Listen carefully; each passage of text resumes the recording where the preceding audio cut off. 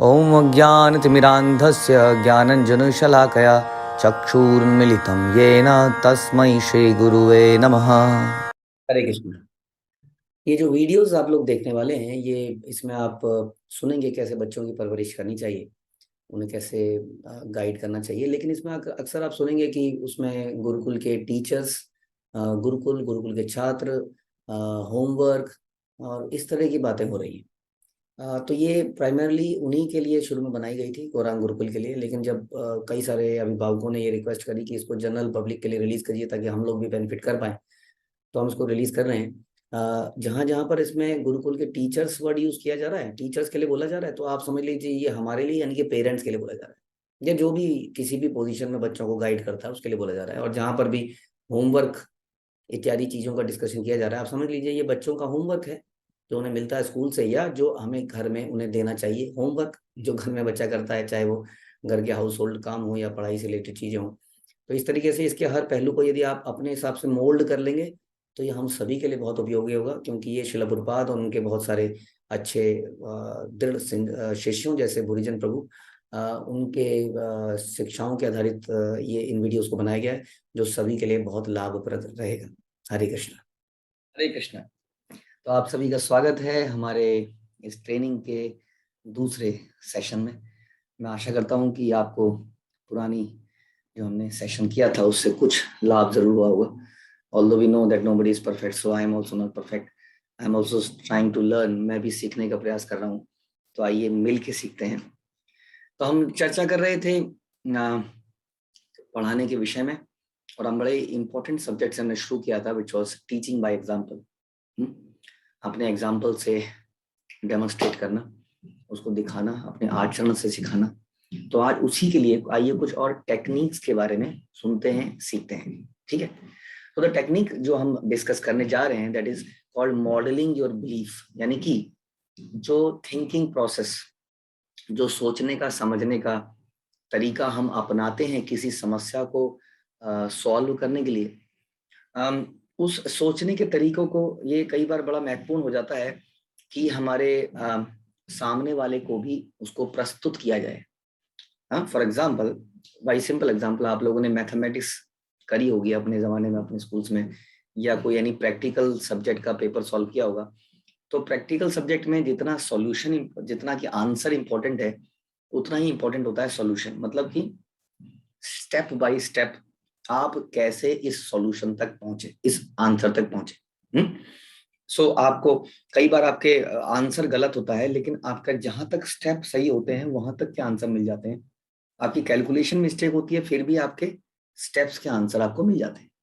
हाँ, तो इसी तरीके से इसका फायदा ये होता है कि टीचर को सरप्राइज नहीं होता है कि ये आंसर कहाँ से आया, एंड हमें पता चलता है कि what is the level of understanding, बच्चे की लेवल ऑफ अंडरस्टैंडिंग। उसी तरीके से जैसा हम बच्चे से एक्सपेक्ट करते हैं, उसी तरीके से ये बहुत महत्वपूर्ण हो जाता है कि हम इसको प्रस्तुत करें कि अगर हम बच्चे को कुछ करने को कह रहे हैं, तो वो क्या उसके स्टेप्स हैं, मतलब क्या हमने सोचा उससे पहले, जो कि हम इस निष्कर्ष पर पहुंचे। फॉर एग्जाम्पल, एक एग्जाम्पल लेके चलते हैं, and I will try to speak mostly, मैं कोशिश करूंगा कि हम हिंदी में बोलें, बिकॉज समटाइम्स थोड़ा ज्यादा हो जाता है। तो we want everybody to learn, हम चाहते हैं कि हर कोई सीखे, इसलिए प्लीज मेरे साथ सहन कीजिए।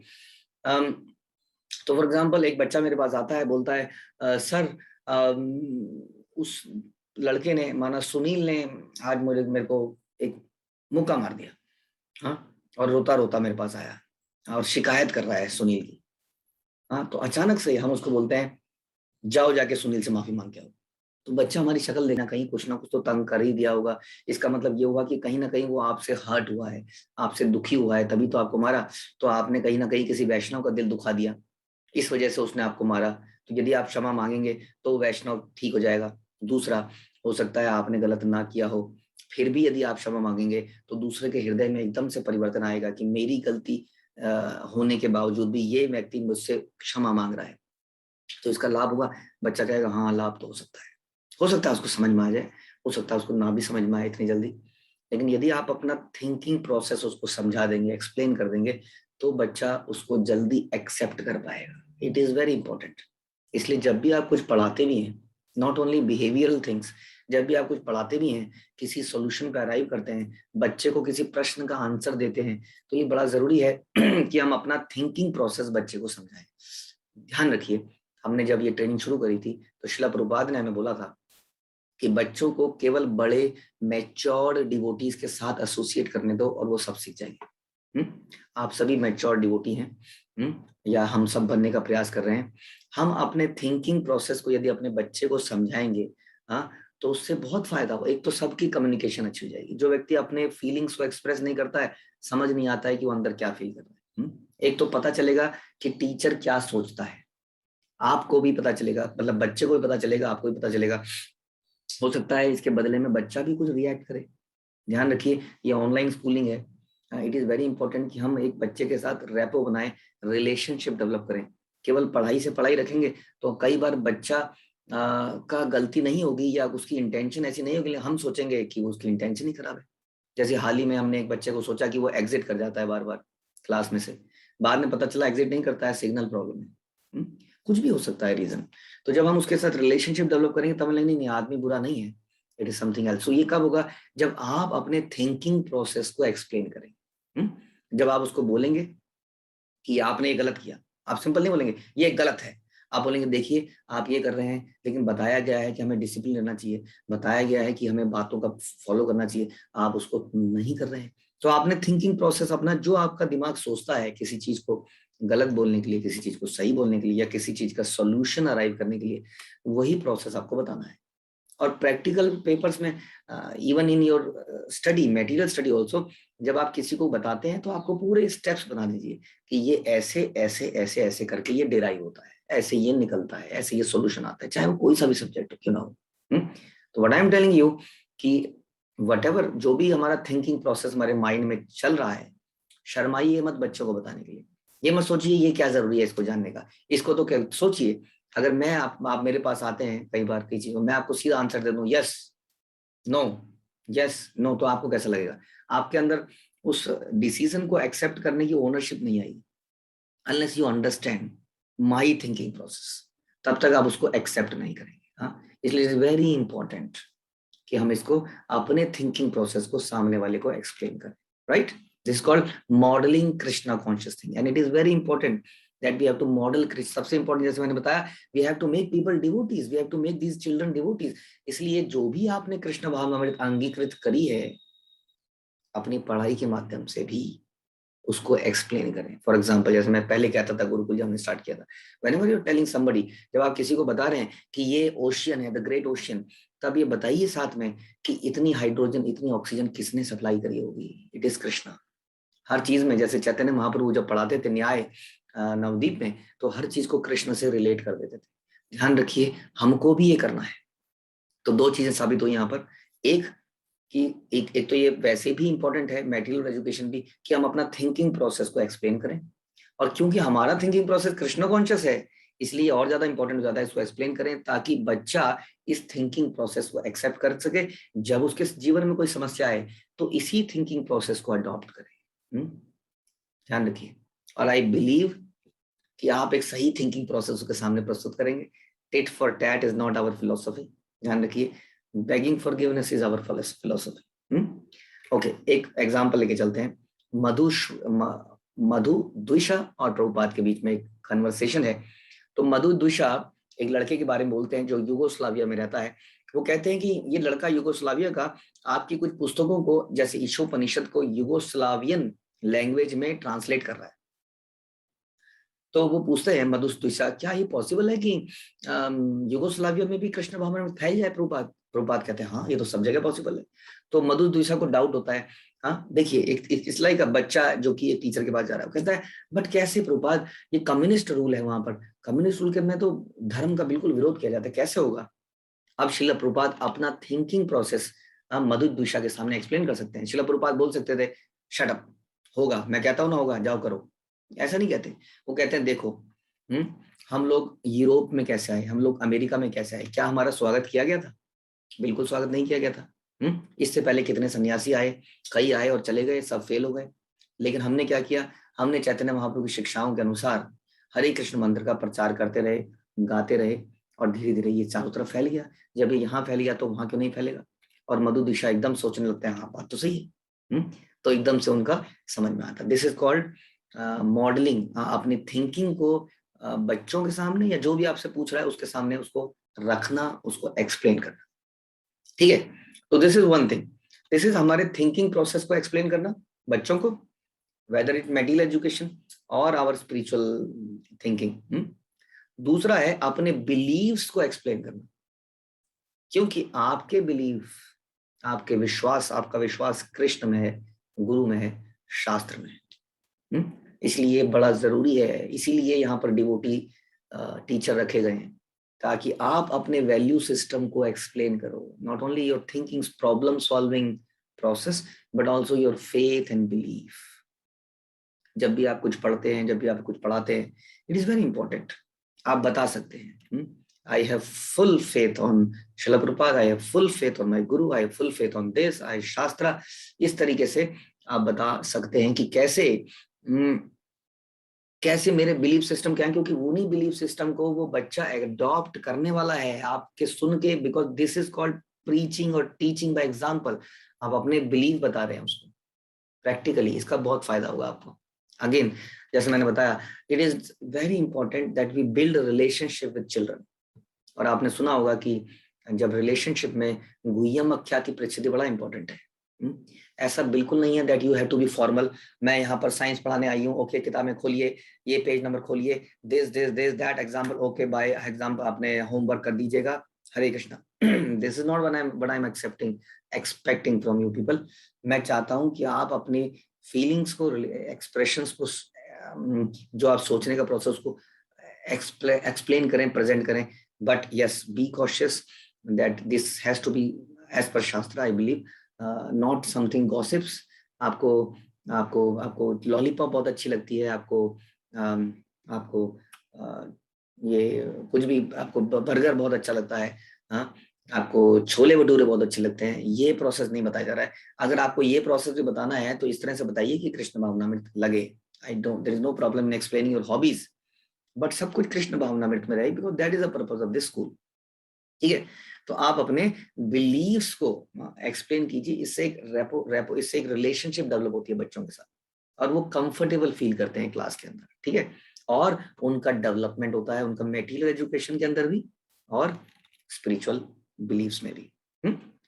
ओके, जैसे एग्जाम्पल लेते हैं आप शिला प्रभुपाद का, तो शिला प्रभुपाद के 2 एग्जाम्पल लेते हैं हम, कैसे वो रिवॉर्ड मतलब कि रिकॉग्निशन भी देते थे और साथ ही साथ थोड़ा डिसिप्लिन भी करते थे लोगों को। तो अपना बिलीफ को, अपने थिंकिंग प्रोसेस को एकदम एक्सप्लेन कर देते। जैसे जब भी शिला प्रभुपाद के बाद कोई व्यक्ति आता था, शिला प्रभुपाद आपकी ये नई पुस्तक इस लैंग्वेज में ट्रांसलेट हो गई, तो शिला प्रभुपाद बड़े एक्साइटेड होते, thank you, well done, I owe you, मैं आपके लिए कृतज्ञ हूँ। प्रभुपाद बोलते थे कि मैं कृतज्ञ हूँ, प्रभुपाद कृतज्ञ हैं। बड़ा मतलब ही बड़े प्रसन्न हो जाते थे, सेंटिमेंटल हो जाते, बड़े प्रसन्न, क्योंकि ये गुरु की उनकी आज्ञा थी जो पूरी होती दिखती थी।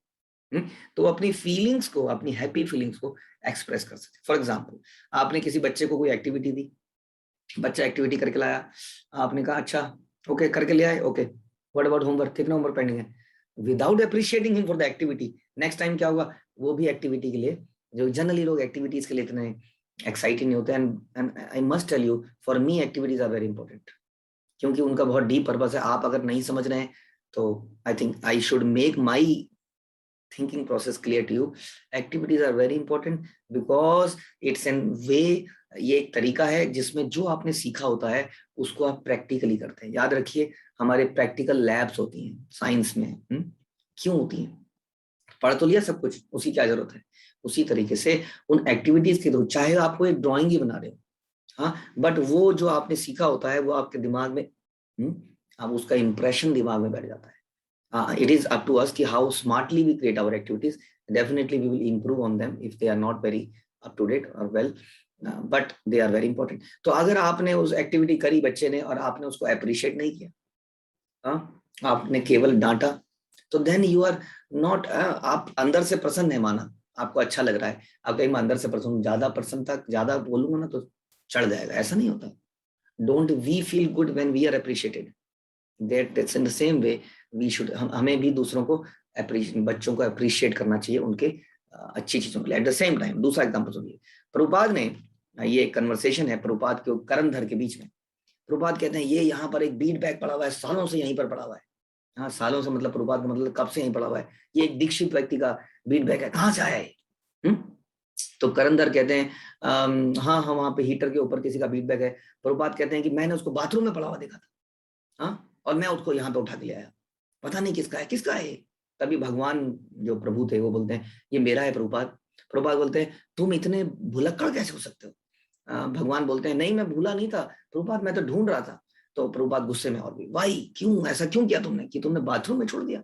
तो प्रभुपाद बोलते हैं कि इस तरह की लीडरशिप से काम नहीं चलेगा भगवान, this is not the right attitude to be so casual. अपने बीट बैग के लिए इतना कैजुअल होना ठीक व्यवहार नहीं है। तो प्रभुपाद ने बहुत used to make it clear. उसी तरह से आप भी बोल सकते हैं बच्चों को ये ठीक व्यवहार नहीं है कि आप अपना होमवर्क कंप्लीट नहीं कर रहे हैं, this is not acceptable at all. Very clear, make it very clear. चीखने, चिल्लाने, गाली देने, हाथ पैर चलाने की कोई आवश्यकता नहीं है, मेक इट वेरी क्लियर। अगर बच्चा नहीं सुनता है, रिपोर्ट इट इन द हमारा फॉर्म जो है feedback form. Make sure that in the PTM our PTM representative जो हमारे स्कूल के हैं वो पेरेंट्स से इस बारे में बात करें। आप भी बात कर सकते हैं, देयर इज नथिंग कि आप बात नहीं कर सकते हैं। आप पेरेंट्स से बात कर सकते हैं कि I am seeing some casual behaviour, homework नहीं हो रहा है इत्यादि, but be very firm and polite also at the same time. उसके बाद भी बच्चा नहीं करता है, we will keep publishing in the report card. We cannot, I mean हम है ना, काली भैंस को धो के सफेद नहीं बनाया जा सकता है, ट्राई टू अंडरस्टैंड। अनलेस कि वो व्यक्ति, इट्स रॉन्ग एग्जांपल ऑल्दो, क्योंकि हम ऐसा नहीं कह रहे हैं कि कोई बदल नहीं सकता है, लेकिन बदलाव आएगा जब वो व्यक्ति चाहेगा, साथ में हमारे प्रयास के साथ में उस व्यक्ति के अंदर वो विल होनी चाहिए। Although we will try to create that will in the बच्चा बाय गिविंग सम पॉजिटिव। कैसे? जब हम कोई बच्चा अच्छा काम करके लाएगा, होमवर्क अच्छा करके लाएगा, उसको अप्रिशिएट करेंगे, तब उसको इंस्पिरेशन मिलेगी कि मुझे भी करना चाहिए। And that's how. सो दोनों मैंने अगर एग्जाम्पल बताए कि कैसे वो बुक डिस्ट्रीब्यूशन में एक्साइटेड हो जाते थे। हम लोग एक्साइटमेंट नहीं दिखाते हैं। जब मैं आपको बोलता हूँ कि you have to be serious, जिसका मतलब ये नहीं है कि आप एक्साइटमेंट, हैप्पी मूवमेंट्स नहीं दिखा सकते हैं। Try to make the classroom lively, don't make it bore. You have to be very firm. ध्यान रखिए कैजुअल बिहेवियर मत करिए। कभी बच्चों को आपके प्रति कैजुअल मत होने दीजिए, नहीं तो वो आपकी बातों को सीरियसली नहीं लेंगे। लेकिन it is okay to sometimes express your feelings, that's what I am saying. बताइए कि आप बच्चे ने बहुत अच्छा किया, well done, excellent, and then no this is not acceptable.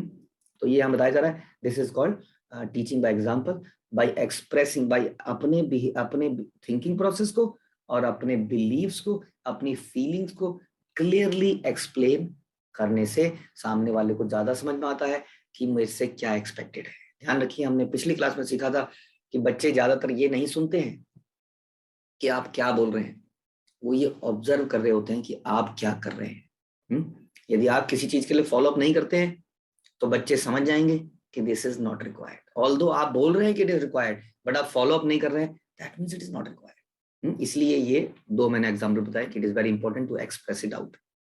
एक और बहुत इंपॉर्टेंट चीज, ये हमारी जिम्मेदारी बनती है कि बच्चों के अंदर पढ़ाई के प्रति रुचि पैदा करें, ये हमारी जिम्मेदारी बनती है। हाँ, इसीलिए हम लोग इतनी चीजें बीच में डालते रहते हैं, वीडियोस, योगा वीडियो, आंखों की वीडियो, या लर्निंग वीडियो, या हाउसेस, बहुत सारी चीजें हम करते हैं ताकि the experience, the overall experience और लर्निंग बिकम्स वेरी गुड। इसीलिए हम लोग टीम्स को लाने का प्रयास कर रहे हैं माइक्रोसॉफ्ट से, which has lot of things, जैसे कि क्लासरूम या ऑनलाइन ट्रेनिंग को बहुत अच्छा बनाया जा सके। So it is our responsibility, but only technology and the processes will not help. You have to make, I have to make personally the classroom very interesting place to learn. हाँ, where हम हमेशा चिल्ला नहीं रहे हैं, हम कुछ ऐसे एग्जाम्पल कोट कर रहे हैं, कुछ ऐसा बता रहे हैं जिससे बच्चों को बड़ा लाइवली लग रहा है, इंटरेस्टिंग लग रहा है। अब एक और इम्पोर्टेंट, क्योंकि हम लोग टीचिंग बाय एग्जाम्पल की बात कर रहे हैं, unless the teaching process, unless the learning process is not an excitement for me, यानी कि अगर मैं खुद ही लर्निंग प्रोसेस में एक्साइटेड नहीं हूं तो मैं बच्चों को भी नहीं कर पाऊंगा। ध्यान रखिए, फॉर एग्जाम्पल मैं कहता हूँ बच्चों से, कैजुअली बोलता बच्चों वर्कबुक से मैं आपको होमवर्क देती हूँ, ओह वर्कबुक तो बदलती रहती है, क्या पता नहीं रोज वर्कबुक बदल जाती है, क्या हो रहा है यहाँ पर। फिर हमने कुछ जूम में करने की कोशिश करी शेयर, पता नहीं क्या है ये, क्या ऐप ले आते हैं, अब ये टीम्स ले आए, क्या है ये। So you are giving a signal, ध्यान रखिए कि you are not interested in learning. ध्यान रखिए जब टीम्स की हमारी ट्रेनिंग हुई थी, आप में से बहुत सारे लोग आए, उनके लिए थैंक यू, जो नहीं आए I feel sad because they वो बिना बताए नहीं आए। So this is also showing them that they are not interested in learning. At my age, I am 44 now, and मेरे से बड़े लोग थे, शांति माता जी थी तो उस क्लास में थी और एक्टिवली पार्टिसिपेट कर रही थी। So I by my example I showed you, जब भी टीचर कुछ पूछ रहा था तो मैं एग्जांपल देने का प्रयास कर रहा था। ऑल्दो मैं कह सकता था I am a senior most person here, I am a mentor, why should I do all this. So I was giving by my example, I was telling you I am interested in learning. Yes, हम सबको learn करने के लिए बुढ़ापे तक interested होना पड़ेगा, because there is so much to learn in Krishna consciousness. We always learn, we learn till the death. हाँ, इसलिए unless I am eager to learn, ध्यान रखिए हम लोग लर्निंग से भागना का अगर प्रयास करेंगे, if this is my attitude, बच्चे भी लर्निंग से भागेंगे, and then that is a nightmare for you. आपको रातों की नींद हराम हो जाएगी यदि बच्चों का पढ़ने लर्न करने में इंटरेस्ट नहीं है, फिर आप चीखते चिल्लाते रह जाएंगे। इसलिए सबसे पहले हमें अपना बिहेवियर चेंज करना पड़ेगा, अपनी रिजिडिटी। हमारे स्कूल में बहुत चेंजेस होते हैं क्योंकि हम बहुत चीजें करते जा रहे हैं। आप देखेंगे पिछले 1-2 साल में स्कूल काफी परिवर्तन आ चुका है। कई बार हम अपने प्रोसेस को देखते हैं तो बड़े बड़े स्कूलों में ऐसे प्रोसेस नहीं दिखते हैं। मैंने पर्सनली कई चीजों को कंपेयर किया। हाँ, सो हम we are doing lot of things, we should be very flexible, rather excited in learning. अगर आप ऐसा नहीं करेंगे तो बच्चे एक्साइटेड नहीं होंगे। उसी तरीके से आप अपने टीचिंग प्रोसेस में भी बड़े एक्साइटेड होने चाहिए। You should not come in the classroom with dull face, you should come with an excitement. Hare Krishna students, हाँ, देयर शुड बी फुल, एकदम से पूरा एंथुसियाज्म होना चाहिए आपकी आवाज में।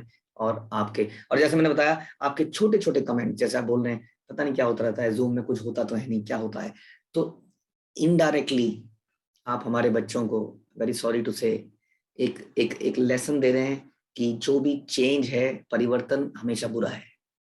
हाँ, आपको जबकि देना मैसेज ये था कि परिवर्तन को हाथ फैला के एक्सेप्ट कीजिए, आपने मैसेज दे दिया कुछ और। बच्चों के अंदर यही टेंडेंसी डेवलप हो जाएगी, and this is not what I wanted. ये कारण था आप लोगों को यहाँ पे इसलिए रखा गया क्योंकि आपने कृष्ण भावनामृत, जो कि टोटल परिवर्तन है संसारी चीजों से, उसको एक्सेप्ट किया।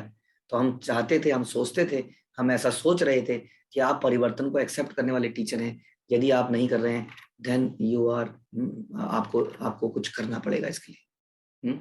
May be I am not able to make it very interesting for you.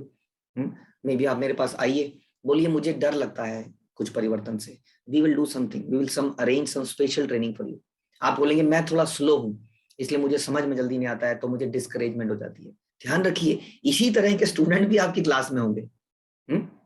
अपने से रिलेट कीजिए। टीम से आया तो कई लोग कर नहीं पा रहे थे कई चीजें, it's okay, not a problem. फिर मैंने तुरंत एक डिटेल स्टेप डाल के दिया, then many of you were able to do similarly in your classroom also. कई सारे स्टूडेंट आपकी बात को समझ नहीं पा रहे हैं और आप कंप्लेंट करते हैं इसके तो कुछ समझ में नहीं आता है, इसके तो गोबर भरा है। Another wrong example, आपने एक बहुत ही बैड कमेंट दे दिया, आपने बच्चे को ये सोचने पर मजबूर कर दिया कि मेरा दिमाग गोबर है। अब वो यही सोचता रहेगा मैं तो कुछ नहीं कर सकता क्योंकि मेरा दिमाग गोबर है। Every comment of yours is very important. जरूरत क्या थी, जैसे आपको हैंड होल्डिंग की जरूरत पड़ी टीम्स लर्न करने के लिए, वैसे ही हो सकता है कुछ बच्चे स्लो हैं, उसको अलग से सिखाना पड़ेगा। फिर ड्यूरिंग द ट्रेनिंग मैंने अमानी निताई प्रभु को बोला कि आप जाके अलग से इन टीचर से बात कीजिए, इनकी समस्याओं को देखिए। So this much of help you have to extend. Yes, it is a painful job ultimately, and it's a service to Srila Prabhupada, service to Krishna. Therefore, we must take pain. Okay. Another example by Prabhupada. Let's hear it out. एक devotee बोलते हैं कि ए स्वामी जी, अगर आध्यात्मिक जगत में ही सब कुछ यहीं का प्रतिबिंब है, हाँ, तो इसका मतलब आध्यात्मिक जगत में निराशा भी होगी, दुख भी होगा। हाँ, तो प्रभुपाद कहते हैं यस, डिवोटी एकदम से देखो how Prabhupada is making it interesting. Devotee ने ये नहीं सोचा था, डिवोटी तो कुछ और बोलेगा, हाँ कुछ और बोलेंगे स्वामी जी। तो डिवोटी ने कहा कि इसका मतलब सारी चीजें स्पिरिचुअल जगत से आई हैं, तो निराशा फ्रस्ट्रेशन भी वहीं से आई होगी। तो प्रभुपाद कहते हैं हाँ वहीं से आई। अब क्या पूछे, हैं वहीं से आई है? तो बोला कि प्रभुपाद डिवोटी पूछते हैं कि क्या ये बुरी चीजें नहीं है क्या, हम तो सुनता तो वहां सब अच्छी चीजें हैं। तब प्रभुपाद उसको समझाते हैं कि नहीं, जरूरी नहीं है कि फ्रस्ट्रेशन में डिसअपॉइंटमेंट हो, दुख हो, frustration can also be interesting. फिर वो समझाते हैं कैसे चैतन्य महाप्रभु फ्रस्ट्रेशन में कृष्ण के विरह में समुद्र में कूद जाते थे, but it's a divine bliss, but ये एक तरह का आनंद है। तो स्पिरिचुअल जगत से आया है, but not, it is not bad everywhere. For example like क्रोध, क्रोध हमेशा बुरा नहीं है, it can be good as well, जैसे हनुमान जी का। तो इस तरह से with your example, with your own example, ध्यान रखिए, कोशिश कीजिए अपनी लाइफ के एग्जाम्पल देने के लिए। इससे दो फायदे होंगे, एक तो बच्चा प्रैक्टिकली समझेगा हम क्या समझा रहे हैं, दूसरा आपसे ज्यादा कनेक्ट कर पाएगा।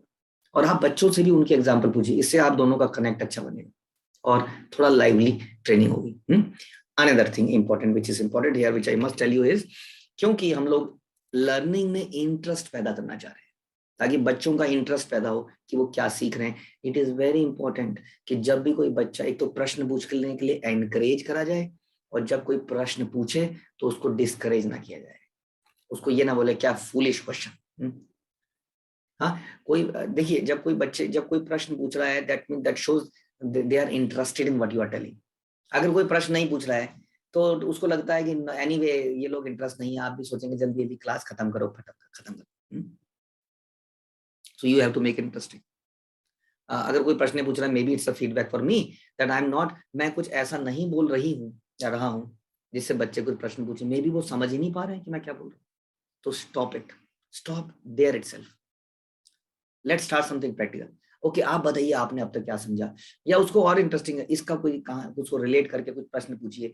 The moment you make it a quiz format, it becomes very interesting for children. तो प्रश्न उत्तर फॉर्म में लाइए और प्रश्नों को एनकरेज करिए।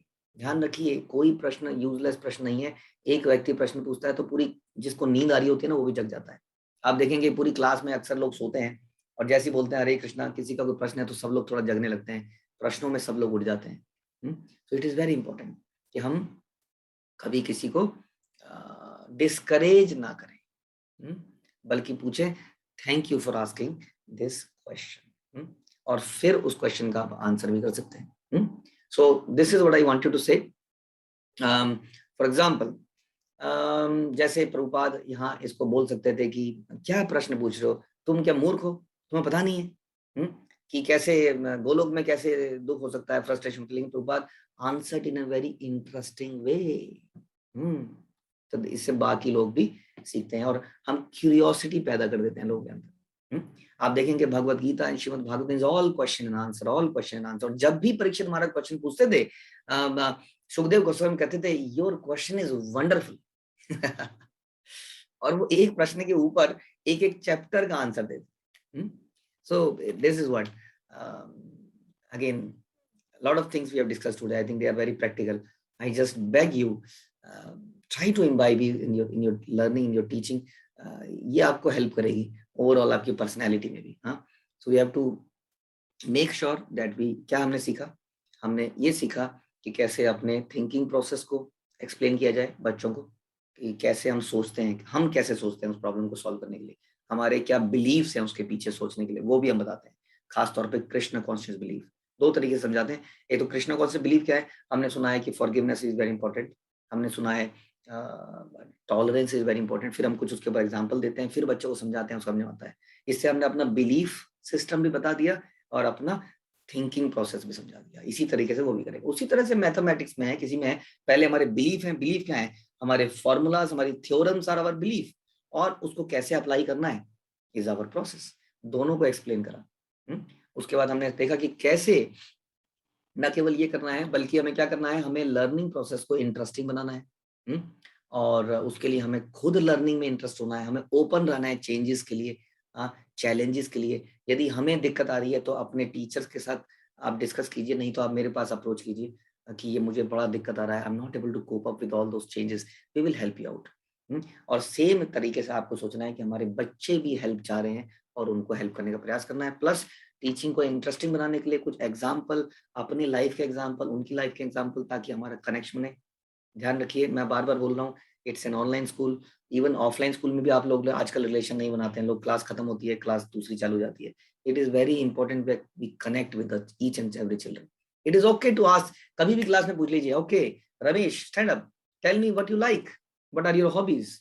इस तरह की डिस्कशंस, कुछ प्रश्न उत्तर, उनको प्रश्न उत्तरों के लिए उनको एनकरेज करिए, और इस तरीके से क्या होगा, टीचिंग एक्सपीरियंस बहुत ही अच्छा हो जाएगा, and it will be great service to Srila Prabhupada. Thank you very much. Hare Krishna. Srila Prabhupada की जय।